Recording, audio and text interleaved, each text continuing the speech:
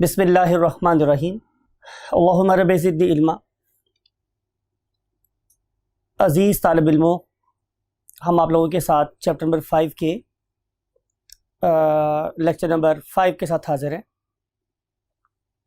इस particular lecture में हम लास्ट टाइम की कुछ बातें करेंगे। जैसे कि आपको याद होगा कि हम लोगों ने लास्ट टाइम बैक्टीरियोफेजेस का जिक्र किया था, यानी कि ऐसे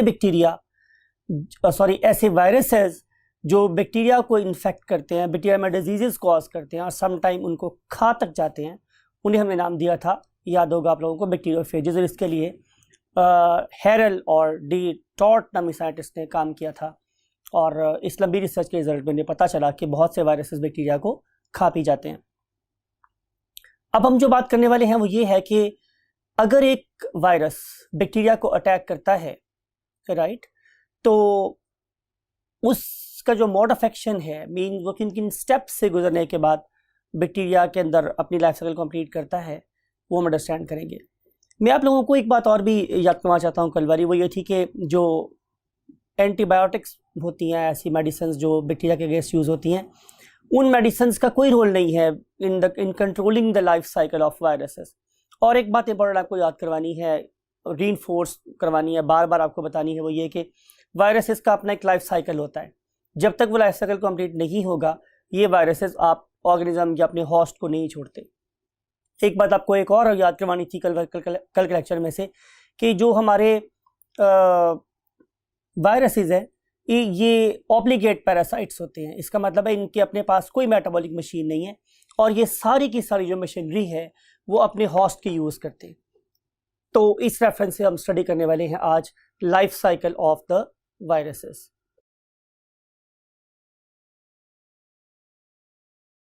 जी स्टूडेंट्स, डायनामिक वॉल पे आज हम ये डिस्कस करेंगे कि हमारे जो बैक्टीरियोफेजेस हैं, जो हमारे बैक्टीरिया को अफेक्ट कर रहे हैं, उनकी कितनी टाइप्स हो सकती हैं in the terms of life cycle. तो बैक्टीरिया की बॉडी में वायरसेस दो तरीके से बिहेव करते हैं। वैसे तो ये वाली बात तमाम वायरसेस के लिए ट्रू है, लेकिन हम यहाँ पे कैटेगोरिकली बैक्टीरियोफेजेस का जिक्र कर रहे हैं। तो ये जो बैक्टीरियोफेजेस हैं, ये दो तरीके से हमारे बैक्टीरिया के अंदर बिहेव करते हैं। पहला वे ये है, इसे हम कहते हैं कि ये मास्टर स्लेव रिलेशनशिप डेवलप करते हैं। इस वाले केस में स्टूडेंट्स क्या होगा कि जब वायरस का डीएनए बैक्टीरिया के डीएनए में शामिल होगा, तो उसके बाद ये डीएनए हाईजैक कर लेगा, मींस 100% ऑक्यूपाई कर लेगा, कंट्रोल कर लेगा किसको, बैक्टीरिया की मेटाबॉलिक मशीन को, राइट। अब बैक्टीरिया की जितनी एनर्जीज हैं वो सिर्फ और सिर्फ वायरसेस के कंपोनेंट्स मीन डीएनए या आरएनए और प्रोटीन बनाने में इस्तेमाल होगी। उसके बाद ये क्वांटिटी इतनी ज़्यादा बढ़ जाएगी कि जो बैक्टीरिया का सेल है वो ऑल टुगेदर फट जाएगा। इस केस में जो बैक्टीरिया का डीएनए है वो एक आका के तौर पे काम कर रहा है, मींस वो मास्टर है, और जो बैक्टीरियल मशीनरी है वो चूंकि उसकी बिल्कुल उसके ताबे हो गई है तो हम उसे गुलाम कंसिडर करते हैं। तो आका और गुलाम के रिलेशनशिप डेवलप होता है इस वाले केस में। लेकिन दूसरे केस में क्या होता है, दूसरे वाले केस में हॉस्ट गेस्ट रिलेशनशिप डेवलप होती है। उस वाले केस में आमतौर पे क्या होता है कि जो अच्छे मेहमान है वो वही कुछ खा लेते हैं जो आपने पकाया होता है, राइट। वो आपको फॉलो कर रहे होते हैं, जो भी आप उन्हें पेश करें वो आराम सुकून से खा लेते हैं। तो इस वाले केस में भी ऐसा ही होगा कि अब जो वायरस का डीएनए है वो अपने आप को आके बैक्टीरिया के डीएनए में शामिल कर लेगा, और जब बैक्टीरिया अपनी चीज़ें बना रहा होगा तो साथ साथ वायरसेस भी अपने आप को मल्टीप्लिकेट कर लेंगे। यानी कि इस वक्त वायरस का रेप्लिकेशन रेट बैक्टीरिया के रेप्लिकेशन रेट के साथ साथ चल रहा होता है। इसका बीइंग पैरासाइट फ़ायदा ये है, ये वाला वायरस बहुत लंबे अरसे तक अपने हॉस्ट के साथ साथ चल सकता है। फिर अगली बात जो इंपॉर्टेंट है वो स्टूडेंट्स ये, कि कभी कभी ऐसा भी होता है कि ये वाला वायरस अपने डीएनए को बैक्टीरिया के डीएनए से सेपरेट कर लेता है, राइट। और उसके बाद ये दोबारा से वही साइकिल स्टार्ट कर देता है जो हमने नंबर 1 पे पढ़ा था, means master slave cycle start कर देता है, राइट। तो ये दो किस्म के साइकिल्स हैं जो आज हम अपने व्हाइट बोर्ड के ऊपर स्टडी करने जा रहे हैं। So let's move to the white board. Welcome to the white board students. और इस साइकिल को अंडरस्टैंड करने के लिए हमें कुछ बातें दोबारा से रिवाइज करनी है। नंबर 1 के बैक्टीरियोफेजेस ऐसे फेजेस होते हैं, ऐसे वायरसेस होते हैं कि जो बैक्टीरिया को इन्फेक्ट करते हैं। अब हम जिस बैक्टीरियोफेज पे पहले रिसर्च कर रहे थे उसका जो होस्ट था वो इकोलाई था।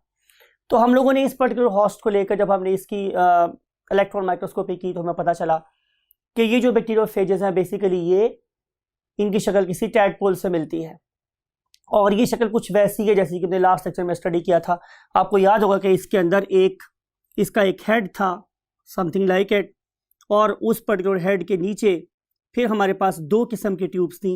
एक ज़ाहिर अंदर वाली ट्यूब थी और इसके बाहर एक और डिफरेंट प्रोटीन की बनी हुई एक और ट्यूब थी जो कि ऊपर कॉलर और नीचे एंड प्लेट के साथ अटैच थी, राइट। तो ये दूसरी ट्यूब थी।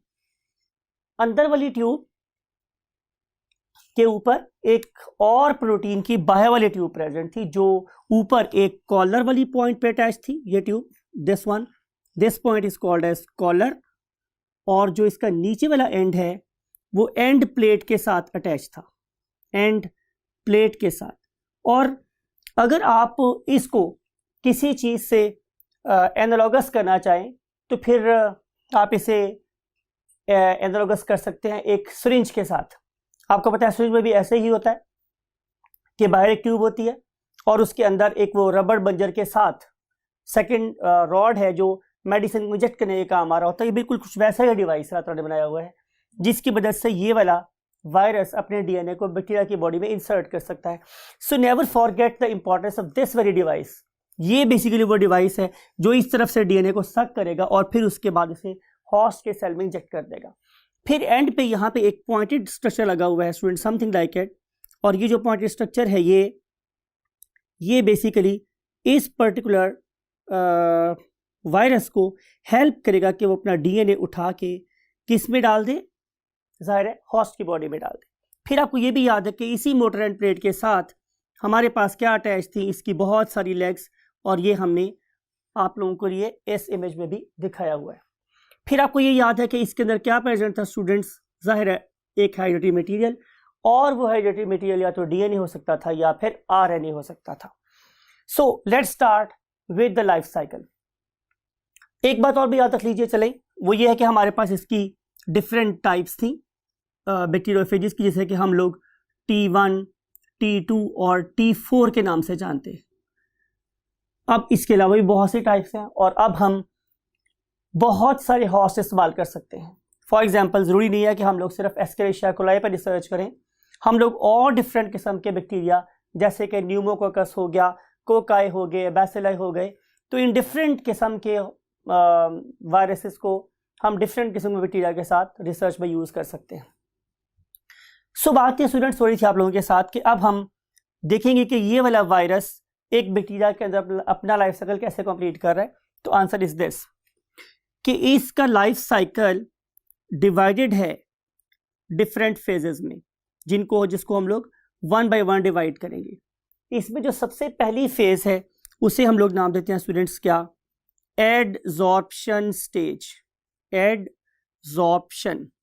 आप स्टूडेंट्स जरा बात को गौर से सुने, मैंने वर्ड एब्जॉर्प्शन नहीं यूज किया, मैंने यहाँ पे बी नहीं लिखा हुआ, मैंने यहाँ पे डी लिखा है। अब एडजॉर्ब का मतलब होता है चिपकना, राइट। यानी कि जो मेरे पास पहले वाली स्टेज है उसमें वायरसेस अपने आप को बैक्टीरिया की सरफेस के साथ अटैच करते हैं। आप देखेंगे एनिमेशन में कि पहले वाली फेज में वायरसेस ने आके अपने आप को बैक्टीरिया की बॉडी से अटैच कर दिया। नंबर 2 फेज क्या है? नंबर 2 फेज है स्टूडेंट्स अटैचमेंट। अब जब मैं वर्ड यूज करता हूं अटैचमेंट, तो इससे मुराद मेरे पास ये है कि अब जो लास्ट लेक्चर में मैंने बात की थी किसके बारे में, टेल के बारे में, कि वो जो टेल है ये बेसिकली अडेप्टेड होती है एज पर what, structure of the host surface. अब अगर इसके ये वाले रिसेप्टर होस्ट की सरफेस के मुताबिक होंगे तो अटैचमेंट होगी, अदरवाइज अटैचमेंट नहीं होगी। ये आपको कल की बात मेरी दोबारा से याद करनी चाहिए। इस वाले केस में अगर होस्ट और उसका पैरासाइट दोनों की दोनों चीजें कैसी हैं, कोइंसाइडिंग हैं, तो फिर इन दोनों के दरमियान में वीक फोर्सेस डेवलप हो जाती है, राइट। मैं फिर बोल रहा हूं कि इफ रिसेप्टर्स आर मैचिंग, अगर जो रिसेप्टर्स है वो कैसे हैं, मैचिंग है, आपस में मिलते जुलते हैं, तो ये वाला प्रोसेस स्टार्ट होगा, अदरवाइज ये वाला वायरस हॉस्ट को इन्फेक्ट नहीं कर सकता, राइट। यहां पे डेवलप हो जाएगी स्टूडेंट्स क्या, weak forces, it is something like hydrogen bonds और even bit more stronger bonds. जी स्टूडेंट्स, जो इसके बाद रिसेप्टर्स पे फोर्स डेवलप होने के बाद, वीक हाइड्रोजन फोर्सेस डेवलप होने के बाद जो थर्ड फेज है उसे हम लोग नाम देते हैं पेनिट्रेशन। और पेनिट्रेट का मतलब ये होता है कि हम किसी चीज़ को दाखिल कर रहे हैं किसी चीज़ के अंदर, फॉर एग्जांपल कि अब इसका जो वायरस का डीएनए है अब वो बैक्टीरिया के बॉडी में दाखिल हो जाएगा, पेनिट्रेट हो जाएगा। तो इस पर्पज़ के लिए आप ज़रा गौर से देखें, जहाँ इस पर्टिकुलर जोन को मैंने ब्लैक कर दिया है, यानी कि हम लोग वायरस के बिल्कुल एंड की बात करें, अल्लाह ताला ने इसको नवाजा है ख़ास किस्म के एंजाइम से, जिन्हें हम जो लाइसिस कर सकता है, लाइसोजाइम्स, राइट। अब ये जो लाइसोजाइम्स हैं स्टूडेंट्स, ये क्या करेंगे कि ये बैक्टीरिया की सेल वॉल को डिसॉल्व कर देंगे, यानी कि they will carry out what the effect of dissolution, ये डिसॉल्व कर देंगे what, cell wall of bacterium, right. जब उन्होंने उसको डिसॉल्व कर दिया तो उसके बाद अगला फेज स्टार्ट होगा। वो क्या है, आप लोगों की फैसिलिटी के लिए मैंने एक स्टेप और बढ़ा दिया है, वो क्या है, इंजेक्टिंग डीएनए और RNA into the host, injecting DNA और आरएनए। यानी कि आप इस फेज में ये देखेंगे स्टूडेंट्स कि once wall is created, once hole is created in the wall of bacterium, एक सुराख बन गया है, अब उस सुराख में से जो वायरस है वो अपना डीएनए, आप देख सकते हैं एनिमेशन में कि वो अपना डीएनए बैक्टीरिया की बॉडी में इंसर्ट कर रहा है। तो इस पर्टिकुलर फेज में इंसर्शन हो जाएगी, इंजेक्शन हो जाएगा डीएनए का इनटू द होस्ट, और उसके बाद स्टूडेंट्स वो बात शुरू होगी जो हमने डायनामिक वॉल पे आप लोगों के साथ डिस्कस की, और जैसे हम यहाँ पे डायग्राम बना के भी देखेंगे यहाँ पर, कि इस वाले फेज में आप जरा गौर से देखिए, इस वाले फेज में जो वायरस है उसने आपको सिर्फ आके अपने आप को क्या किया है, लॉन्च किया है, अटैच किया है। दूसरे वाली फेज में अगर आप इस डायग्राम को देख रहे हैं तो आपको नजर आ रहा है कि इस वाले केस में हम ये शो कर रहे हैं कि यहाँ पर जो फोर्सेस डेवलप हो गई हैं between the receptors of the host and the parasite. और इस वाले केस में नंबर 3 केस में आप देख रहे हैं कि अब जो वायरस है उसने अपनी जो टेल है वो बिल्कुल बैक्टीरिया की वॉल के साथ अटैच कर दी है, और इस टाइम पे जो ये वायरस है वो एंजाइम रिलीज कर रहा है इन इट्स सेल वॉल, और ये Aahista Aahista Aahista you can see कि इट इज मूविंग डीप, और ये सेल वॉल को डाइजेस्ट कर रहा है।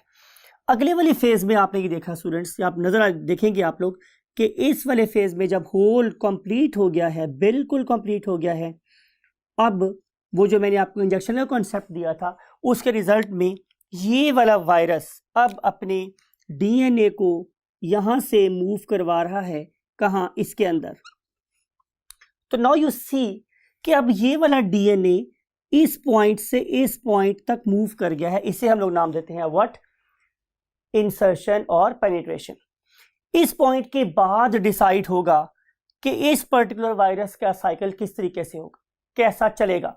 लेकिन अहम बात यह है कि इस पर्टिकुलर ऑर्गेनिज्म का काम यहां तक था सिर्फ कि उसने अपना डीएनए यहां पे इंसर्ट कर लिया, उसके बाद ये जो बाहर वाली चीज है इट विल बी लॉस्ट, इसी कोई काम नहीं है। ये इसको यहां से डिटैच कर देना या उसका अटैच रहना या यहां से उतर जाना कोई मानी नहीं रखता, राइट। अब हमने सिर्फ और सिर्फ क्या देखना है कि ये वाला डीएनए 2 तरीके से बैक्टीरिया को डिक्टेट कर सकता है। पहला वे मैंने आपको क्या बताया था कि मास्टर स्लेव रिलेशनशिप होगी। इस वाले केस में ये वाला डीएनए बैक्टीरिया को बाहर बैठे बैठे सारी मशीनरी को कंट्रोल करेगा, और ये वाला डीएनए बैक्टीरिया की मशीन को इस्तेमाल करते हुए सारी की सारी चीजें अपने मुताबिक बनाएगा। यानी कि एक टाइम विल कम कि जब ये जो बैक्टीरिया है, राइट, इस पर्टिकुलर बैक्टीरिया की मैं बात कर रहा हूँ, it will become full of viruses. और आपको जब मैं बात करूँगा तो आपको समझ आ जाएगी कि जाहिर है इसमें बहुत सारे क्या बन जाएंगे, कैप्सिड्स। डेफिनेटली ये कैप्सिड्स कैसे बने हैं स्टूडेंट्स, कैप्सोमियर्स के आपस में मिलने से। और जाहिर है ये कैप्सोमियर्स किसने बना के दी हैं, जाहिर है बैक्टीरिया के राइबोसोम्स ने। तो बैक्टीरिया के राइबोसोम्स पे किसने कब्जा कर लिया, वायरस के डीएनए ने। जब सारा कब्जा उसको आ गया तो हर एक चीज किसकी बनेगी स्टूडेंट्स, वायरसेस की। तो नाउ यू मे सी कि यहाँ पे huge number of bacterial DNA और आरएनए और क्या शामिल है, ये कैप्सिड्स। तो इस बैक्टीरिया की क्या हो जाएगी स्टूडेंट्स, लाइसेस, ये फट जाएगा, बर्स्ट हो जाएगा। और बर्स्ट होने के बाद आप ये देखेंगे कि ये बर्स्ट होने से पहले ये दोनों चीज़ें आपस में दोबारा से मिल गई हैं, और दोबारा से मिलने के बाद डेफिनेटली हमारे पास क्या प्रोड्यूस हो गए हैं, मोर वायरसेस। और ये वायरसेस क्या कर सकते हैं, डेफिनेटली इनके साइड पे या इनके साथ जो नॉर्मल बैक्टीरिया हैं, इन्हें मैंने डेलिबरेटली ब्लू से ड्रॉ किया है कि जो नॉर्मल बैक्टीरिया हैं, then they will carry out the same process जैसा इसके साथ हुआ था, इस नंबर 1 फेज में हो रहा था, वही वाले काम इस नए बैक्टीरिया के साथ भी होंगे, और ये बैक्टीरिया भी इसी नंबर फेज के ऊपर नंबर 1 जैसी स्टेट में चला जाएगा।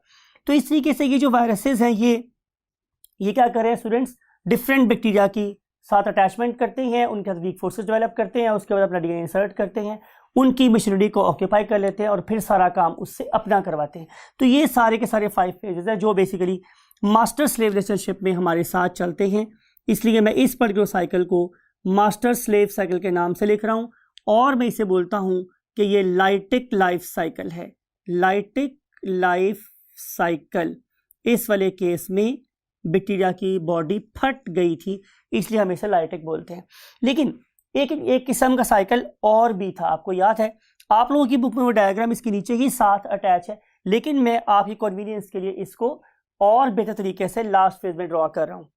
तो आप भी जहां पे देख रहे हैं कि ये वही बैक्टीरियम है that is going to be affected, जिसको अफेक्ट होने वाला है, और इसके ऊपर अटैच है ये हमारा क्या, वायरस। और ये वायरस लॉन्चिंग करने के बाद के लॉन्च करने के बाद क्या करेगा स्टूडेंट्स, नंबर 2 फेज के ऊपर ये वीक फोर्सेस डेवलप करेगा, किसके साथ, जाहिर है with the wall of the host, यानी कि कुछ इस तरीके से।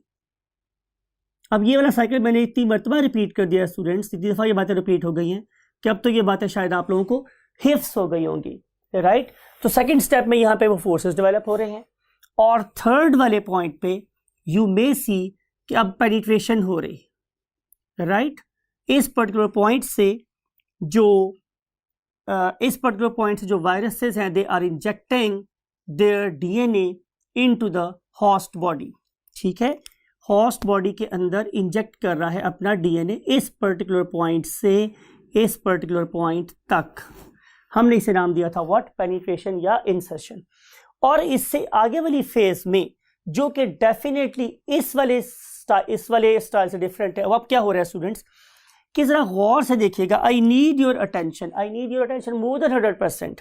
इस वाले केस में लुक एट दिस कि ये बैक्टीरिया की वॉल है, इसके अंदर ये बैक्टीरिया का अपना सिंगल सर्कुलर डीएनए है,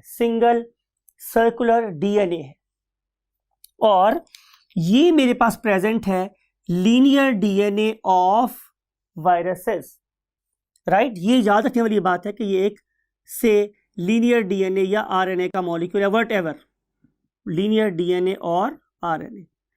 अब ये वाला डीएनए अपने आप को शामिल कर लेगा किसके अंदर, बैक्टीरिया के डीएनए में। यानी कि अगली फेज में अगर मैं डायग्राम ड्रॉ करूंगा तो आप लोगों को कुछ ये एहसास होगा कि समथिंग लाइक इट, कि अब वायरस का डीएनए बैक्टीरिया के डीएनए में शामिल हो गया है, इनऑक्यूलेट हो गया है, राइट। इस पर्टिकुलर डीएनए को हम एक नाम दे सकते हैं, इसे हम बोलते हैं रिकॉम्बिनेंट डीएनए, क्योंकि इसमें 2 डिफरेंट तरह के डीएनए आपस में मिल गए हैं, राइट। अब इस पर्टिकुलर डीएनए ने क्या करना है, बैक्टीरिया के साथ मिल के रहना है, इस टाइम पे हम इस वायरस को प्रोफेज या प्रो वायरस का नाम दे सकते हैं, राइट।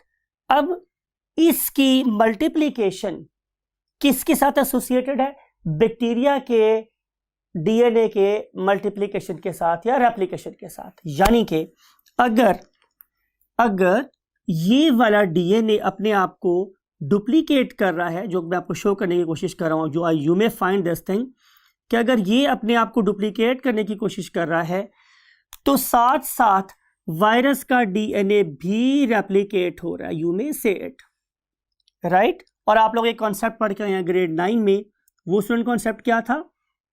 वो कॉन्सेप्ट था बाइनरी फिशन वाला। यानी कि अब ये जो बैक्टीरिया है ये अपने आप को 2 इक्वल पार्ट्स में डिवाइड कर देगा।